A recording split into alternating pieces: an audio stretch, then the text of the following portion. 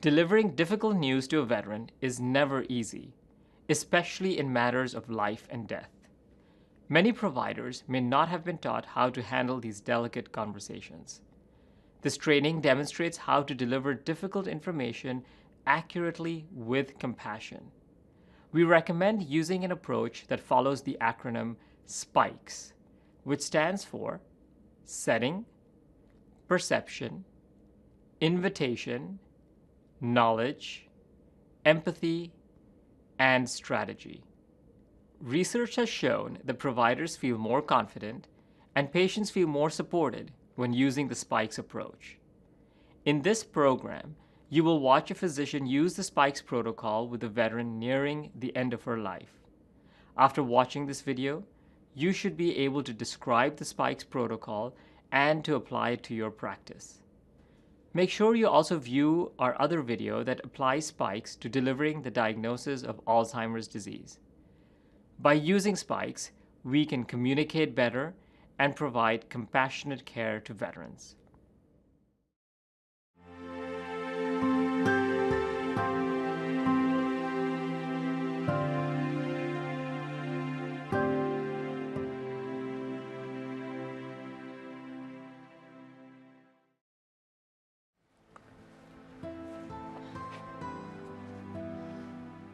Mom, you warm enough? It's been 1 year since 74-year-old veteran Sarah Griffith was diagnosed with Alzheimer's disease. This is her third admission for pneumonia this year. Hi, honey, here's your coffee. Oh, thank you. The nurse said the doctor will be in to see us soon. Thanks.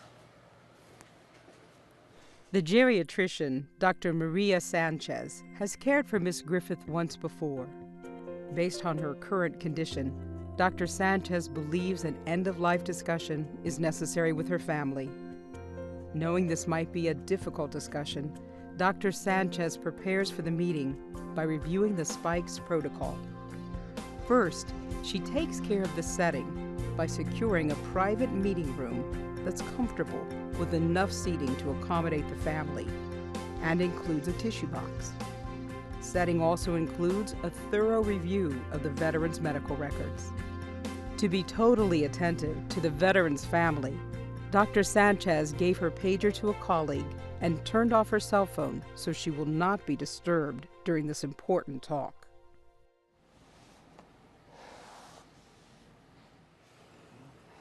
Think she's any better? No.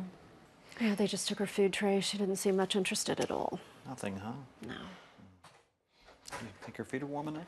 Yeah, Hello. just put some socks on. Hi.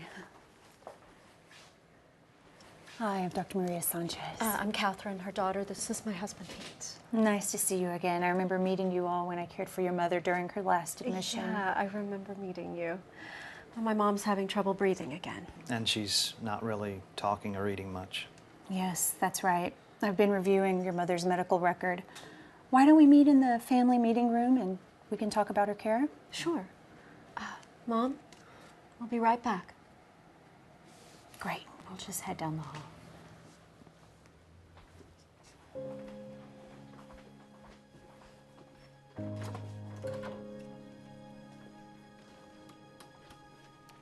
Here we are. Have a seat, please. Notice how Dr. Sanchez arranges the seating to ensure eye contact with the family members. Now it's time for the perception phase of the SPIKES approach. Dr. Sanchez will ask the family their perception and understanding of the medical situation. So, how do you think your mother's been doing? Well, she hasn't really been the same since the last hospital stay. And she barely eats, no matter how much I encourage her. She speaks to us very little. She just sleeps most of the time. I don't think she even knows that she's in the hospital. Yeah, and if you knew my mom when she was young, she always had a story to share, and she was just so fun-loving. Not anymore. Does your mother have a living will that'll help us know her wishes for her care? No, I wish she had one. Thankfully, though, we talked about her end-of-life care a few months ago. But I didn't know it would be this hard when the time finally came. So what do you think your mother would want knowing that her health is failing? I guess I'm asking you to speak from her perspective. Well, before we make any decisions, can you tell us why you think the fluid is filling up in her lungs? Yes, most definitely. Now it's time for the invitation. Ask about how much they want to know about the medical status. Well, along with having cared for your mother before, I also reviewed her medical record and evaluated her today. I want to share with you my understanding of her condition and how she's doing. Is that okay? Yes, please share details so we can understand. The more we know, the more comfortable we'll be with making decisions. I agree. More is better. You had asked about the fluid in your mother's lungs. Yes. We ran several tests. Now that the family has accepted the invitation, you can move into the next step, providing knowledge. As you've noticed, your mother's gotten weaker since her last hospital stay. My opinion is there's little chance of her condition improving, even if we can treat this pneumonia. I know this may be difficult to hear, but it may be time to think about options since her health is declining.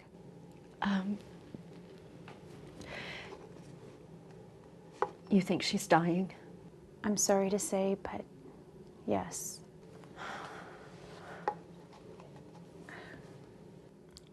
Have you considered options for her care?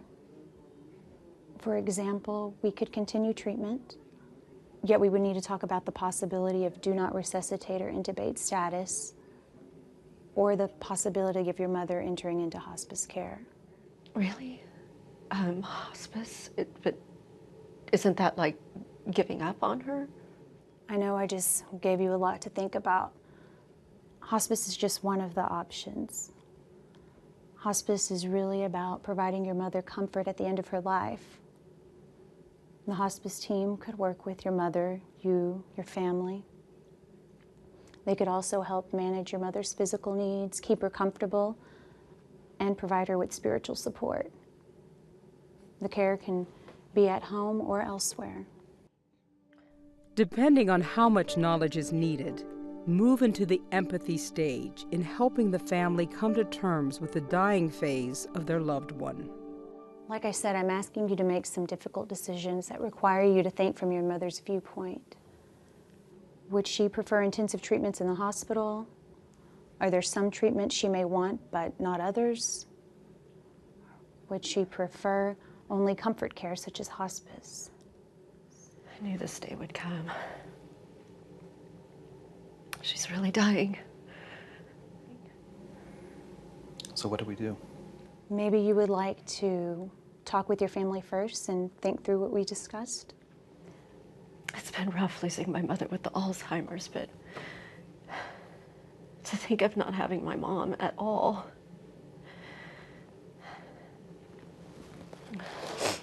Thank you. While continuing to be a good listener and being supportive, this would be a good time to move to strategy, supporting the family and providing next steps. I know there's a lot to consider and think through with your family. Here's some information that might be helpful to understand your options.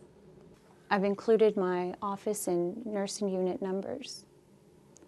Maybe we can plan to talk in the next 1 to 2 days. I'll have our social worker available to meet with us when we get together again. And please call and confirm the meeting with me. Sure. Thank you. Let's discuss it with the rest of the family and we'll let you know. Most definitely. We all want what's best for Mom, so thank you. You're welcome. Breaking difficult news can be hard, but now there's a protocol to make the process easier. As you saw in the setting part of Spikes, make sure to review the veteran's records and be ready for questions. Start by minimizing distractions so you will be totally attentive to the family. When possible, use a quiet, comfortable room to have the discussion. Remember, being seated is more calming. Silence and repetition are helpful as well. P is for perception. This step is the before you tell, ask principle. What does the family know about the veteran's condition? And how do they view the seriousness of the condition? Questions help to clarify what the family already knows about the illness. I is for invitation. Although most want to know details, you can't always assume that. Asking permission respects the veteran and the family's right to know. Knowledge is where the information is conveyed compassionately.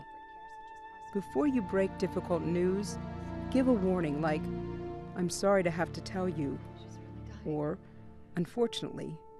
This helps prepare the veteran or family member for the difficult news. Make sure to keep out medical jargon, speak in lay terms, and deliver the information in small amounts.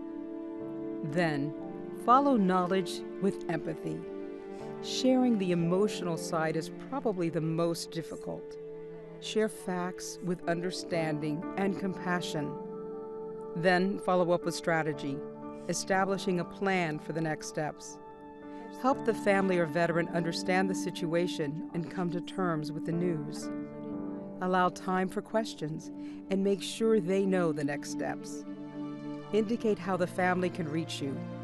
Knowledgeable veterans and family members are better equipped to follow through with recommendations. Although delivering bad news can be challenging, you now have the tools to help a veteran and family through a difficult time. A compassionate approach shows the veteran and their family that you genuinely care.